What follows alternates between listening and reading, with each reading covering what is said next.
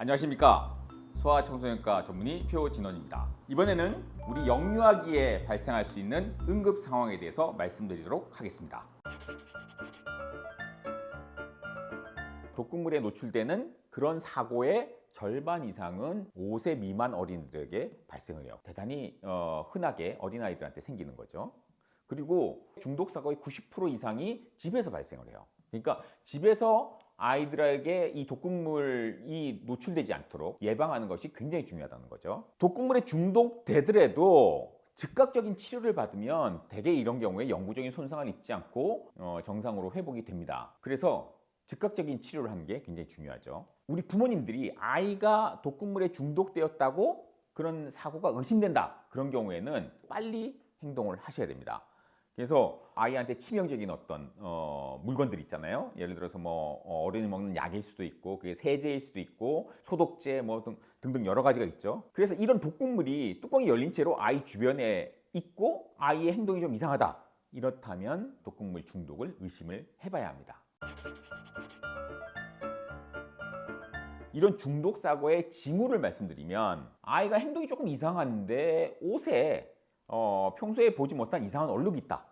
또 입술이나 입에 애가 화상을 입었어요. 빨개지고 뭐 물집이 잡힌다든지 하는 화상이 입 주변이나 입 안에 있는 거죠. 그리고 아이가 침을 흘리고 아이의 이제 숨에서 이상한 냄새가 나는 경우도 있고요.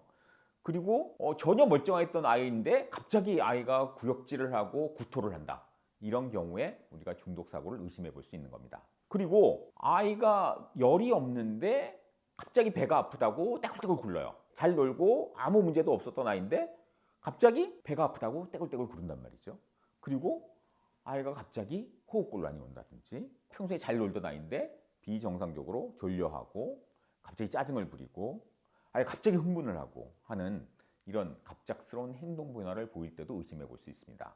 그리고 아이가 경기를 한다든지 아니면 의식을 잃는 경우죠. 의식 불명 같은 게 생기면 어떤 이제 머리를 다친 사고가 전혀 없었는데도 아이가 부모가 안 보는 사이에 무슨 문제가 있었는지 이런 어떤 행동 변화를 보이고 이상 소견이 보이면 아이가 뭘 먹었나 하고 의심해 볼 수 있는 겁니다. 우선 이제 아이의 중독 사고가 의심이 될 경우에는 독극물 관리센터 헬프콜이 있어요. 1855-2221. 이 헬프콜에 연락을 해보는 겁니다. 그래서 이 독극물 헬프콜에서 부모가 어떻게 대처를 해야 되는지에 대한 자세한 정보를 얘기를 해줄 수가 있어요. 아이가 뭔가 이렇게 독극물을 먹고 증상이 생기고 위급한 상황인데 헬프콜 전화번호가 없다든지 아니면은 야간이라서 이 헬프콜에 연락을 할 수 없는 상황이라든지 이렇게 되면 이제 119에 연락을 해서 119의 도움을 받아야 되겠죠. 부모가 집에서 그럼 이 독극물 사고를 어떻게 대처할 것인가에 대한 조치는 사실 어떤 독극물을 먹었느냐에 대한 정보가 굉장히 중요합니다. 그래서 아이가 뭘 먹었는지에 대한 정보를 119나 독극물 그 헬프콜에 알려주는 것이 굉장히 중요하죠. 우선 주변에 아이가 뭘 먹었는지 그 증거들이 있을 거예요. 무슨 뭐 약봉지가 있다든지 아니면은 무슨 독극물 통이 있다든지 하는 그런 이제 증거들이 있을 테니까 그 증거를 좀 찾아봐야 될 겁니다. SPCC 상담 서비스를 이용하는 방법이에요. 카카오톡 채널로 우리가 문의를 해볼 수도 있고 전화를 해서 문의해 볼 수도 있고 근데 이제 운영 시간이 9시에서 5시이기 때문에 이 시간을 이 아닌 경우에는 이 헬프콜의 도움을 받을 수가 없겠죠. 그리고 급박하지 않은 경우에는 이 홈페이지에 들어가서 정보를 좀 알아볼 수도 있습니다. 구체적인 중독 사고에 대한 대처 방법에 대해서 말씀드리도록 하겠습니다.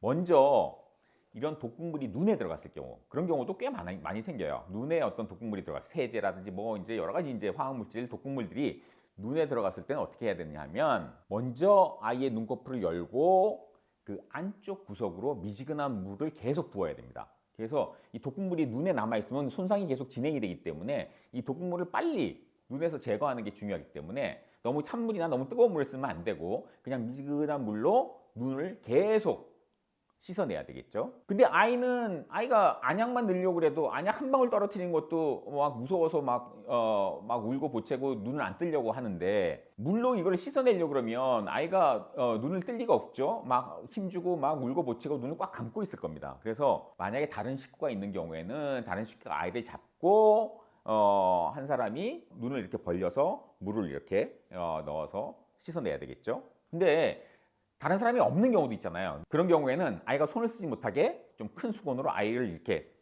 뚜뚜 감싸는 거죠. 그래서 손을 움직이지 못하게 이렇게 감싸 놓고 한쪽 손으로 눈꺼풀을 열고 시럽통 같은 데다가 이제 미지근한 물을 닦고 이렇게 계속 쏴주는 거죠. 최소한 15분 이상은 눈을 계속 씻어내줘야 됩니다. 일단 응급 조치를 해놔야 돼요. 이렇게 뭐 전화를 해서 한가하게 뭐 조치에 대한 설명을 듣고 할 그런 시간이 없기 때문에 우선은 이렇게 미지근한 물로 눈을 씻어내는 이런 조치를 취한 다음에 헬프콜에 전화를 하거나 119에 전화를 해서 도움을 받으셔야 됩니다. 그리고 집에 있는 뭐 안약이나 안연고 같은 거를 함부로 쓰시면 절대 안 돼요. 오히려 이 독극물하고 상호작용을 해서 이 눈의 손상을 더 진행을 시킬 수가 있기 때문에 이런 안약이나 또는 연고를 쓰지 말 것. 이거 꼭 기억해 두셔야 됩니다. 다음은 이제 피부에 어떤 이제 독극물이 묻었을 경우죠. 위험한 화학 물질을 몸에 이렇게 흘렸을 때는 일단 옷을 벗겨야 됩니다. 옷을 벗기고 뜨거운 물로 하시면 절대 안 되고 미지근한 물로 피부를 계속 헹궈 주셔야 됩니다. 그리고 만약에 이제 이 독극물로 인한 그 화학적인 화상이죠. 피부의 화상, 피부가 뻘개지고 막 물집이 잡히려고 한다면 아이가 아무리 막 싫다고 거부하고 난리를 쳐도 최소한 15분 이상 그 피부를 씻어내줘야 됩니다. 그 독극물이 남아있으면 이 화상이 계속 진행될 수 있기 때문에 1도 화상이 2도 화상으로 진행되고 2도 화상이 3도 화상으로 진행될 수 있기 때문에 그걸 막기 위해서는 독극물을 빨리 피부에서 제거를 해줘야 되거든요. 그러려면 미지근한 물로 15분 이상 계속 씻어내줘야 됩니다. 물론 아이는 물이 닿으면 거기 따갑고 더 아프기 때문에 아이들은 굉장히 싫어하고 막 거부할 거예요. 그래도 굴하지 마시고 씻어내 주셔야 됩니다. 그리고 이 독극물 헬프콜에 전화를 한다든지 아니면 119에 전화를 해서 그 다음 조치에 대해서 조언을 들으셔야 됩니다. 그리고 이런 경우에도 절대 집에 있는 연고 또는 뭐 오일, 보습제 이런 걸 바르시면 안 됩니다. 그냥 단순하게 다 씻어낸 다음에 좀 심해 보인다면 병원을 방문해서 그 다음 치료를 받으셔야 되겠죠.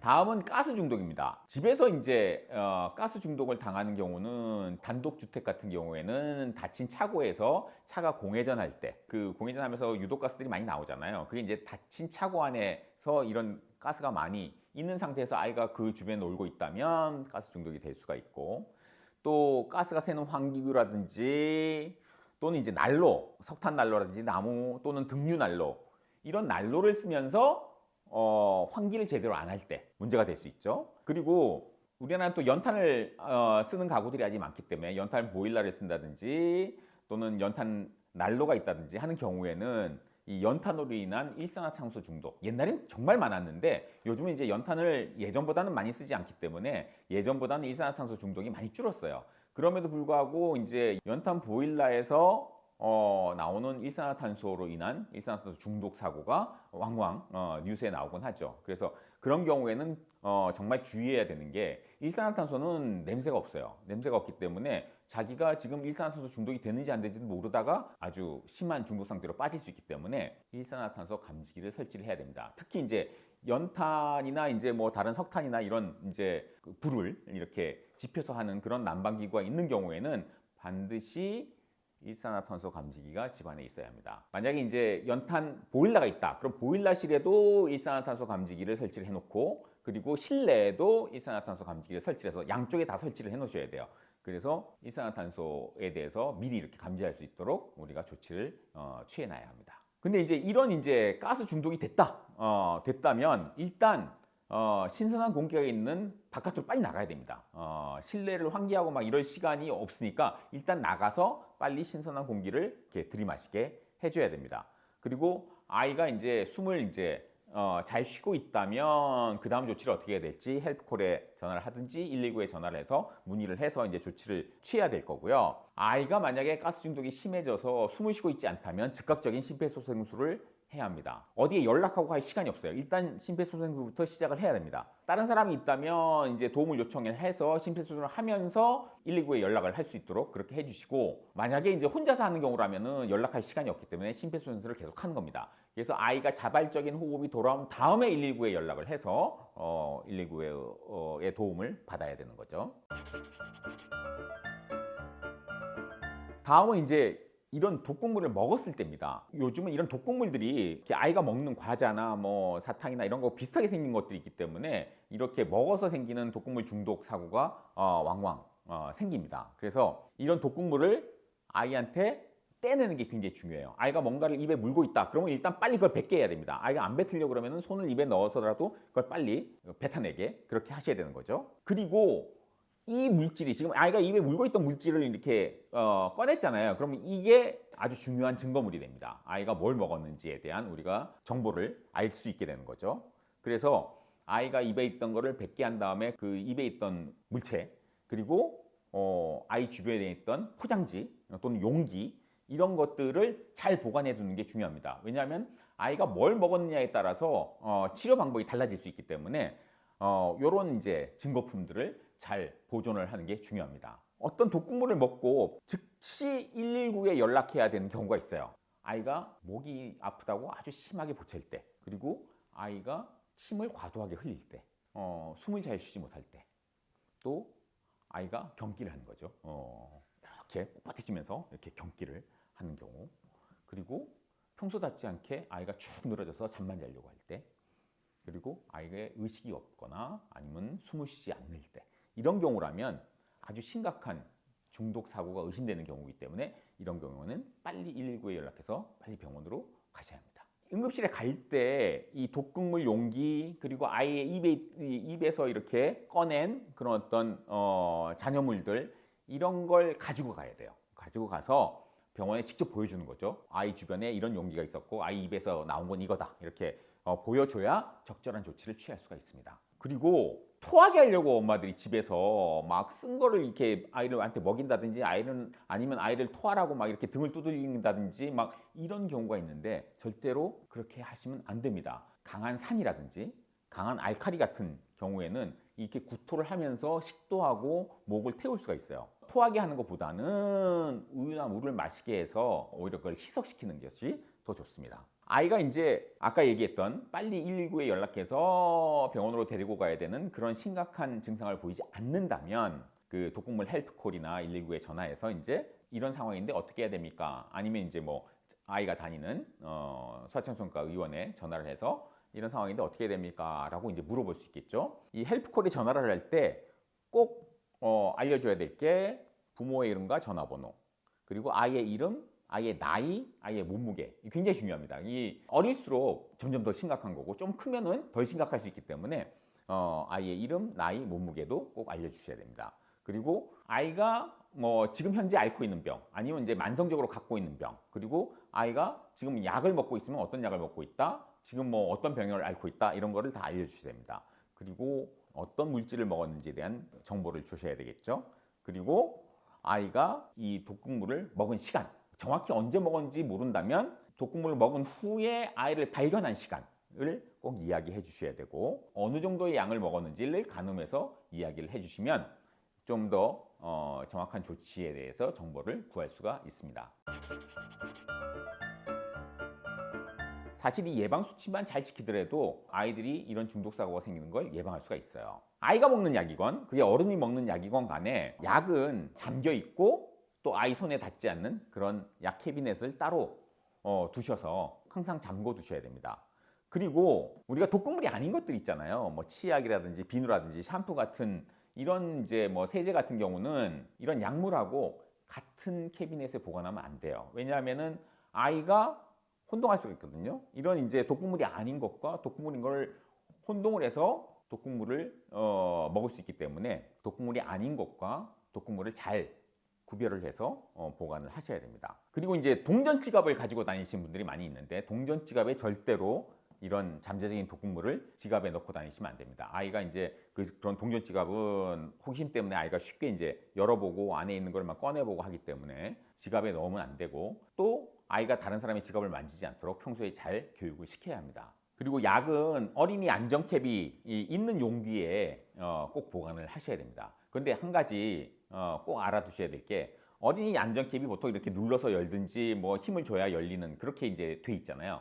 근데 특히 이제 눈치 빠르고 똑똑한 녀석들은 그 여는 방법을 알아요. 어른들이 여는 모습을 잘 관찰하다가 자기도 이렇게 여는 걸 해본단 말이에요. 그래서 어린이 안전캡 용기에 넣었다고 해서 안심하지 마시고 항상 약 보관은 어린이 손에 안 닿는 곳에 잘 보관하는 것이 중요하다. 그리고 이제 아이들이 이제 병원에서 처방받은 약 있잖아요. 그게 대부분 뭐 소아청소년과에서 처방하는 약들이 되게 안전한 약들인데 그것도 한꺼번에 과량을 복용하면 위험해질 수 있거든요. 요새 또 소아청소년과에서 쓰는 약들이 시럽제나 이런 거는 맛이 아이들이 잘 먹게 하기 위해서 맛을 좋게 만들어요. 그래서 맛도 좋고 향도 아이들이 좋아하는 향으로 이렇게 해놓기 때문에 약 먹기 싫어하는 아이들도 많지만 약을 좋아하는 애들은 오히려 그거를 다 한꺼번에 털어넣는 경우도 있어요. 그래서 위험할 수 있거든요. 그렇기 때문에 병이 다 나으면 약을 또 보관해뒀다가 나중에 또 비슷한 증상이 생겼을 때 먹여야지라고 이렇게 보관해 두지 마시고 다 처리를 해버려야 됩니다. 근데 약을 그냥 버리면 또 환경 오염이 될 수 있기 때문에 약국에 갖다 주세요. 그래서 약국에서 안전하게 처리할 수 있도록 그렇게 해주시는 게 좋습니다.